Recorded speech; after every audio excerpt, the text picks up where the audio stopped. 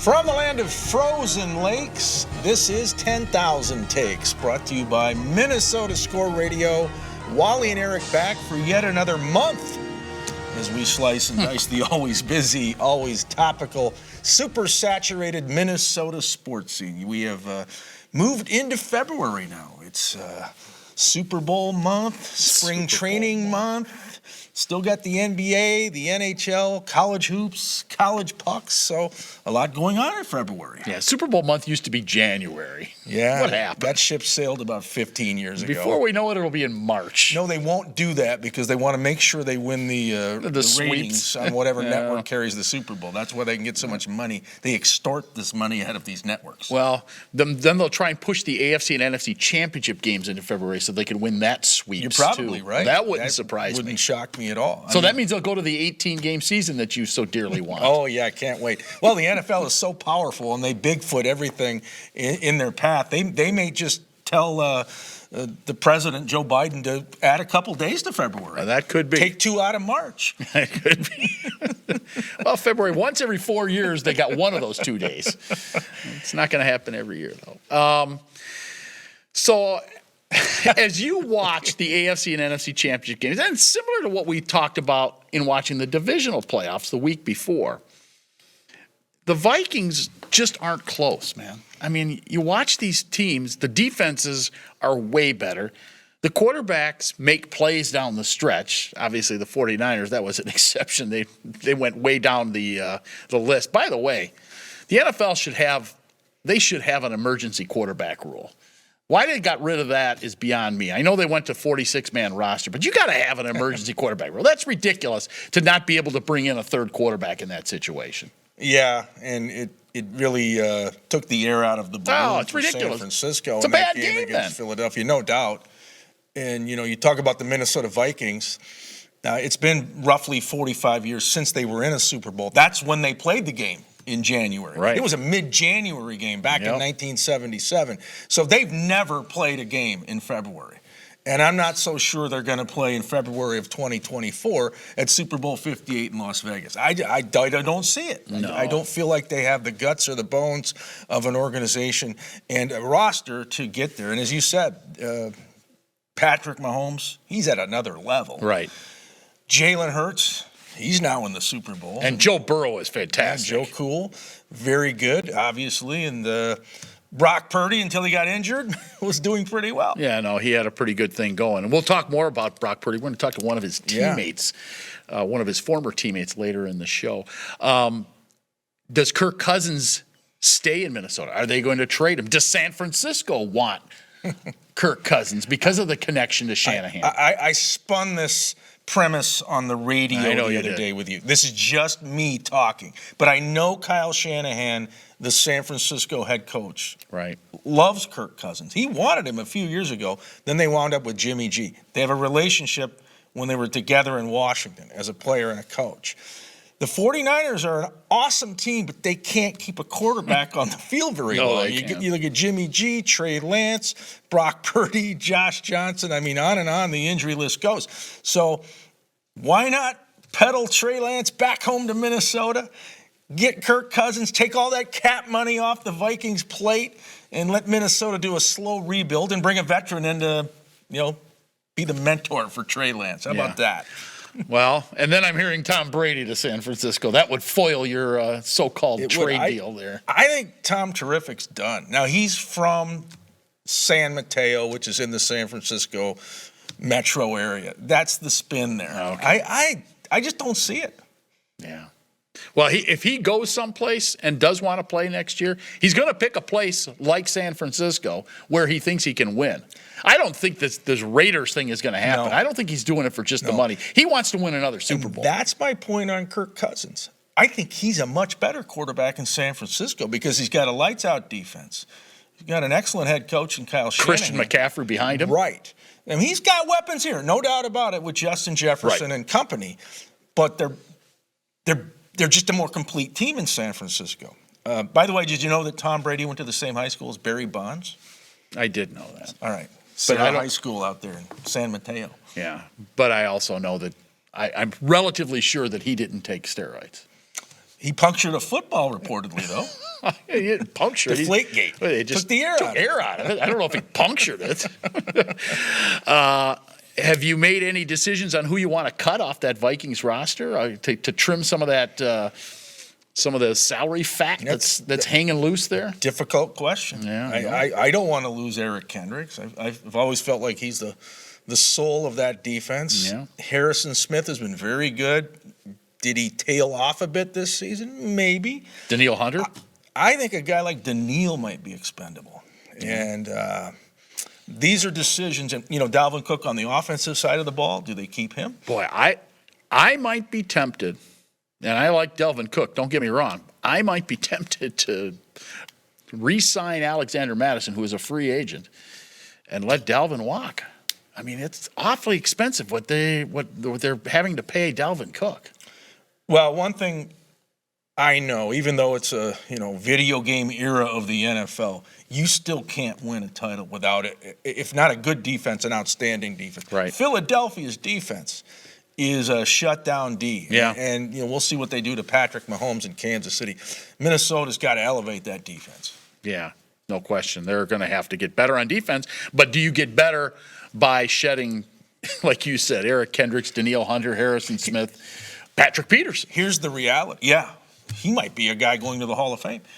The reality is the Vikings are in a cap crunch, right?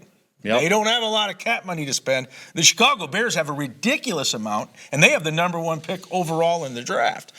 The other thing is, wow. The other thing is, so how are you going to get better if you can't spend money? You don't have a lot of draft choices, right? Yep. And you may have to thin the herd, especially on defense. You may not have a Peterson, a Smith, a Kendricks, somebody like that, a Hunter.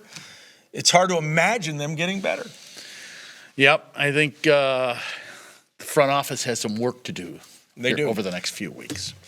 All right, we need to take a break. We're going to talk some more football. Yeah, we'll get our kicks on Route 66 with Eddie Ogamba, who kicked the walk-off field goal to win the Collegiate Bowl last week in Pasadena, California. He's a Twin Cities kid, and you'll love hearing from him. This is 10K Takes, your purple ticket. I've been meaning to give you these for many years. I think they're perfect.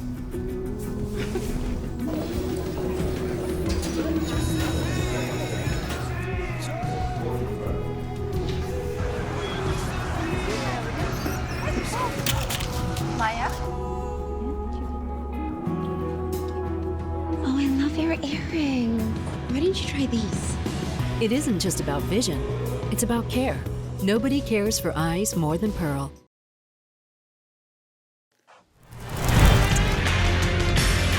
10,000 takes, Wally and Eric.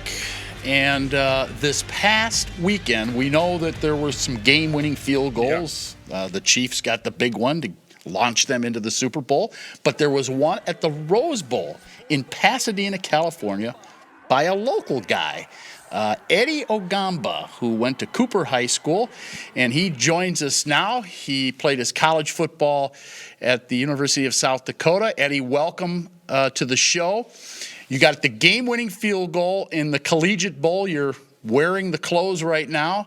That's the NFLPA Collegiate Bowl, which was held in Pasadena. Tell us about the moment when you knew you were going to get a chance to get the game-winning kick. It was awesome, honestly. It's every kicker's dream to go out there and hit one of those. And when my number got called, I just had to make sure I put the ball to the upright. And I had the best long snapper in the country and the best holder and punter in the country. So I'm just thankful that we're able to execute that. What was it like to be at the historic Rose Bowl? We're talking about one of the all-time great venues in North American sports. There you are, winning the game at the Rose Bowl. It was awesome. Honestly, it was a great experience overall. That atmosphere, playing in that stadium, even practicing in that stadium was something surreal. And it's something that every kid's dream about. So everybody was really professional out there, and they just took care of each and every athlete on a personal level. So that was something that was really, that's really going to be stuck with me. You played your high school football at Cooper, graduated in 2017 here in the Twin Cities. Tell me a little bit about and explain, I know you and I talked earlier, we talked on the radio, but explain how it all came about, because you actually were a soccer player and then you ended up playing both, right? Tell us about Yes, how sir. that came about. So moving from Africa, I just knew that I wanted to be able to play professional soccer someday, so I was fixed on that. And Coach Willie Howard came out to the field one time and he said, "Oh, who has the biggest leg on the team?" And everybody pointed at me. So he told me to kick the soccer ball from 40 yards line, which I did. And then he went in to get an NFL ball. And he told me, he held for me, and I kicked from 50 and made it. And then he was like, "Yeah, you're going to be my kicker." I was like, "No, I'm not." He was like, "Yes, you are." So that's how everything happened. I love your journey, Eddie. Ghana, West Africa, Twin Cities, Iowa Western, which is a JC powerhouse down there in Council Bluffs, then Iowa State, then South Dakota, then the Collegiate Bowl. And you were a teammate with Brock Purdy. What was he like with the Cyclones? I mean, Brock he's a great guy. He's the same person every day, and he comes to work. He puts in the time, the detail, and the effort, and he's somebody you look up to that when they talk about trusting the process, he really puts one foot in front of the other, especially going into the draft and people calling him Mr. Irrelevant. He's been relevant to me through it all because I've seen how he prepared for games, how he carried himself as a athlete and as a person. Funny story, when I first got to Iowa State, he actually took me to church my first Sunday there, which was something really special. But he's a special individual, and I'm just looking forward to see how great he becomes throughout his NFL journey. Eric mentioned that you had spent some time in your life in Ghana, which is in West Africa, actually in a refugee camp. Give us a little bit of background on what that was like and how difficult the circumstances were that you were living in prior to coming here back in 2012. Yeah, it was really difficult. I mean, growing up in a refugee camp is really tough, and it's something that's molded me into who I am today. Nothing's been handed to me. Imagine waking up as a kid, and the first thing you got to worry about is where you're going to get food from, where you're going to get your water from, and walking with busted shoes, torn uniform, with one notebook paper going to school, and that's all you knew every day. But it was tough, but it's molded me into the individual that I am today, and everything that I've earned so far, I've worked for it. So I'm thankful for that experience. I'm thankful for that part of life. I do think there's a lot of kids in my shoes that are back home that I feel like if they were presented with the similar opportunity, they will do whatever it takes to like make sure that their family will go back home too. So. And Eddie, right now in the NFL, there's approximately 100 players of African descent. Can you make it 101? Yes, that's the ultimate goal. I mean, I'm just waiting for my number to be called, waiting for the opportunity to go out there and represent myself, represent my family, and most importantly, represent my country and represent the entire African community. So, what's it going to take for you to get to the NFL? Obviously, opportunity. And how do you create that opportunity? Are there tryout opportunities that you'll be able to get to? On how do you get your name out there other than coming on our TV show? So I'm working with my agent right now, Rob Roche. He's been helping me a lot with working with other coaches. I'm working with Coach Nick Novak. Also, he's also been helping me out. Same with Coach Hughesby to be able to get to these camps. Like I have a Zona camp in 2 weeks here, which is like top guys in the country that go there to get exposure, kick in front of scouts, and then you just iron the detail. Really, that's what's going to take to be able to play in the NFL. I mean, you go out there and you see guys go snap back at like 40, 50 miles per hour, and you think it's just like magic, but it takes a lot of work. It takes a lot of practice, and it takes a lot of unity as a whole, as a specialist group. That's why the specialists is like we're really bonded together. So I'm just working right now, ironing out the details, trusting the process, and when my number do get called, I'll be ready. So when Kansas City's Harrison Butker kicked the Chiefs into the Super Bowl last week, fans are seeing that as a game-winning kick. How did you see that and the build-up to it? Because that's what they were setting up. So you got the Patrick Mahomes first down run, the late hit, then comes Butker. What are you thinking? Because you're in those cleats. I usually, once they get the ball in the field goal range, I'm usually warming up already when the offense get on the field. But watching that game and seeing myself in that position, I'm just worried going out there and thinking about one-for-one mentality, honestly. That's something that I took from Jason Myers. He's talked about it a lot. He's the Seahawks kicker. But just going out there, trusting my guys, trusting that my snapper is going to snap the ball back correctly, trusting that my holder is going to hit his spot, and trusting my swing path to just go out there and put the ball through the uprights. What's your long? How far have you kicked it from in a game? And then I know you've kicked it further in practice. How far in practice? My longest have been in practice was 65 yards. Oh, my goodness. In game was 46 this season. Wow. Good experience at South Dakota this year? Yes, sir. It was amazing. What made it for you? Just the people there, honestly, the atmosphere. The coaches was really loving and caring out there.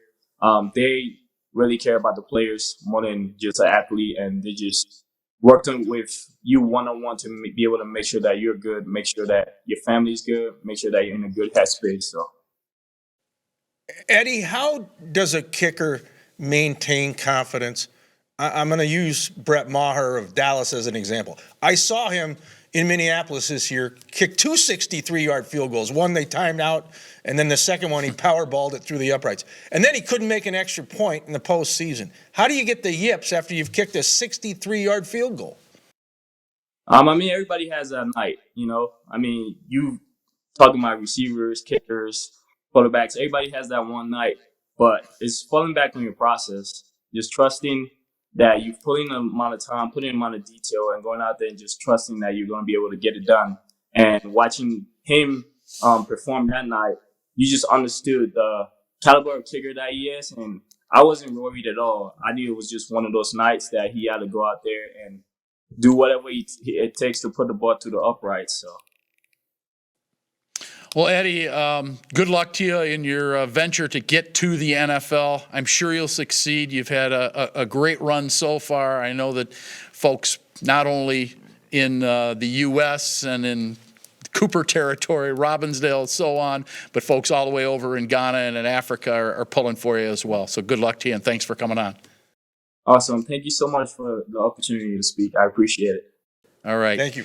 He's Eddie Ogamba, kicker for the University of South Dakota this past year, played for Cooper High School, hopes to play in the NFL next year. Back with more after this. Taxes don't have to be taxing, not with Keller Tax Service. For over 20 years, Linda Keller has prepared taxes for all types of professions and businesses. She has perfected the virtual tax appointment through phone or video. With Keller Tax Service, you never leave home. Call Keller Tax Service at 320-352-0013 or check out Keller Tax Service online at kellertaxservice.com. Take the anxiety out of taxes with Keller Tax Service at kellertaxservice.com. Welcome back, 10,000 Takes. We're going to talk some basketball now, specifically Gopher basketball, and it has not gone very well on either the men's side or the women's side. As a fact of the matter, and I say that backwards because it's been a backward season, the Gopher men losing 9 of their first 10 Big Ten games, the Gopher women losing 8 of their first 10 Big Ten games. Not great. No, a woeful winter over there in Dinkytown. Yeah. So it's bad enough we've got this sub-zero polar vortex we got to deal with, but you can't even escape it by going to the barn and seeing the Gopher men or the Gopher women having success. I think we expected this with Ben Johnson and his team. This is year 2. He's still trying to figure it out and get his building blocks in place. Dawson Garcia has been injured. But they haven't been very good. No. They're probably not as good as a year ago. That's the unfortunate reality. Yeah. So are they regressing? And then with Lindsay Whalen and the U of M women, My goodness. She's lucky her birth certificate says she was born in Minnesota. I knew you were going there. That's why Lindsay's getting, second, third, fourth, fifth chances. A year from now, with this much decorated class she brought in of recruits, right? They better be much better, or I think she's going to be on that hot seat. Yeah, and I think the other piece to this, though, if they don't have success, players can move. They can go elsewhere. They will. They can go into that portal, that transfer portal, and say, "Yeah, maybe not so much. We thought this would be a good idea, but I think I want to go play someplace else where we have a chance to get into the NCAA tournament, or to win a Big Ten title." And if you're not filling up the arena, the vibe and the energy in the barn, which it's there when it's full, but when it's not, it's just an old barn, right? I mean, there's probably swallows in the rafters. Wow. So you need that. I mean, Minnesota's got this Dennis Evans coming in from out in SoCal, Riverside. He's supposed to be, a Greg Oden type, right? Altering shots in the paint. But what if he comes here and after 2 years, they're still spinning their wheels and there's nobody going to the games? To your point, kids are going to say, I'm going to go somewhere else. Yeah. And maybe go someplace else where he can get money out of an NIL deal too. That name, image, and licensing. Okay, go for men and women. Not so good. Timberwolves actually have played a little bit better of late. Battled back to a 500 and a little above for a while, as they were and are in the midst of a long homestand. That's got to help. Although, obviously you're not going to win them all. They had that 2-game series that they split with Sacramento. Yeah. But I think they're figuring out that they may not have Karl Anthony Towns because he hasn't been around since, late November. Yeah. And I think that Rudy Gobert is starting to be more of a presence, and they're figuring out how to use him properly. And that's been their key, I think, to them getting back into this race. Now, there's a million teams in the West that could be in the postseason. And the Timberwolves, one night they went from possibly being the 4 seed, and then they dropped all the way down to the 9 seed with one loss. It's amazing. The elevator's going up and down in the Western Conference, with the exception of Denver. And I don't call the Nuggets a dominant 1 seed. They're good. They may be the top seed, but it's a scrum going all the way down to the 13th spot where the LA Lakers have been hovering. So I think you're right about Rudy Gobert. They're starting to – there's a comfort level there. Ant is playing some very good basketball. No doubt. But that loss to Sacramento, that second game of the home-and-home series, that's the kind of game you got to find a way to win. Because then they would have been one back of the Kings and I think up to the 3rd spot. And, they're going to go on the road after this homestand. They'll have a Friday game against Orlando. Wednesday was Golden State, and then Denver on Sunday. Then they got to pack their bags again. So they need to make some hay here at home. Yeah, no, you got to win these home games because once you hit the road again, it's, and teams in the West have not done well on the road at all. I think I read somewhere that there's only one team in the West that is playing above 500 basketball on the road, and it's not the Timberwolves. No. So, all right, we need to take one final break. When we come back, takes of the day. You are watching 10,000 Takes, your hoops ticket. I've been meaning to give you these for many years. I think they're perfect.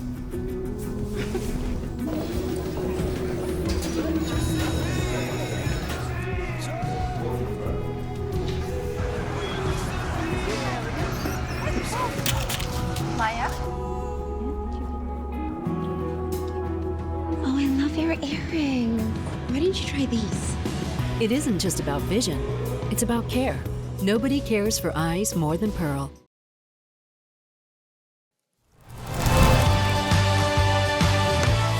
We are winding down another episode of 10K Takes Television.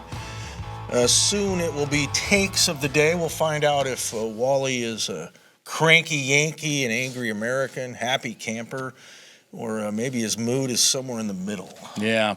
Well, before I get to my actual take, I wanted to kind of lead into it by talking about a guy I had a chance to meet back in 2019 at the MLB All-Star Game in Cleveland.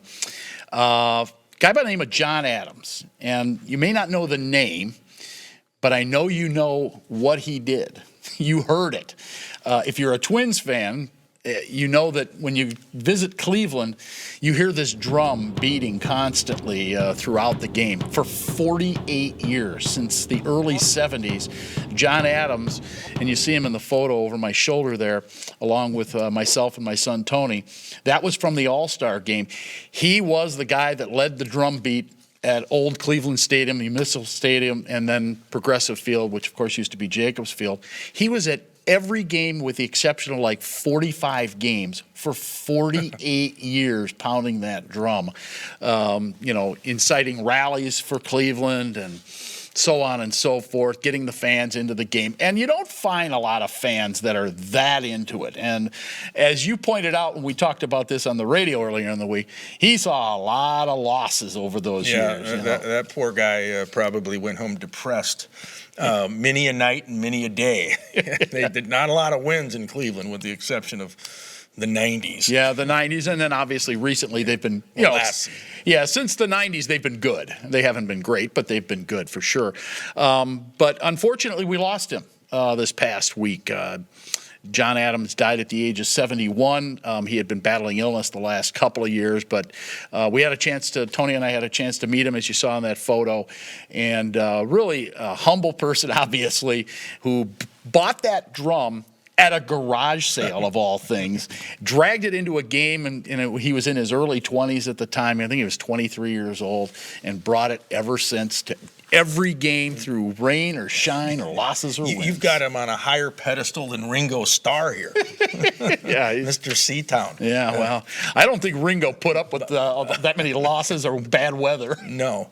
By the way, the closest the Cleveland Browns are going to get to the Super Bowl, or the city of Cleveland, will be Super Bowl 57. Jason Kelce, Philadelphia, Travis Kelce, Kansas City, are from Cleveland Heights, Ohio. That's as good as it's going to get for you. Probably. All right. On the subject of extreme fans, I noticed Sports Illustrated this week, or this new issue, put 32 faces of fans on the cover. Kind of a unique concept. They want you to vote for whoever the fan of the year is. They have a little QR code on the cover of Sports Illustrated. So it's a gimmick, whatever.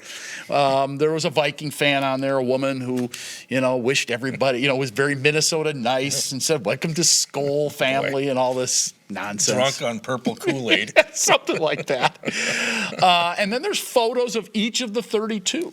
Each of the 32 nominees for Fan of the Year in the National Football League. An actual photo that was submitted, except for Green Bay.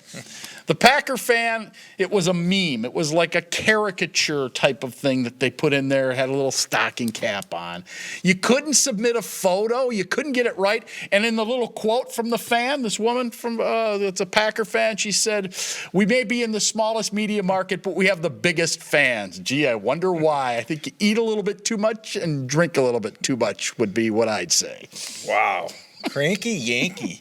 Throwing shade on our good friends over there in Titletown. Yeah. Wow, you're not going to be welcome in America's scary land anytime soon.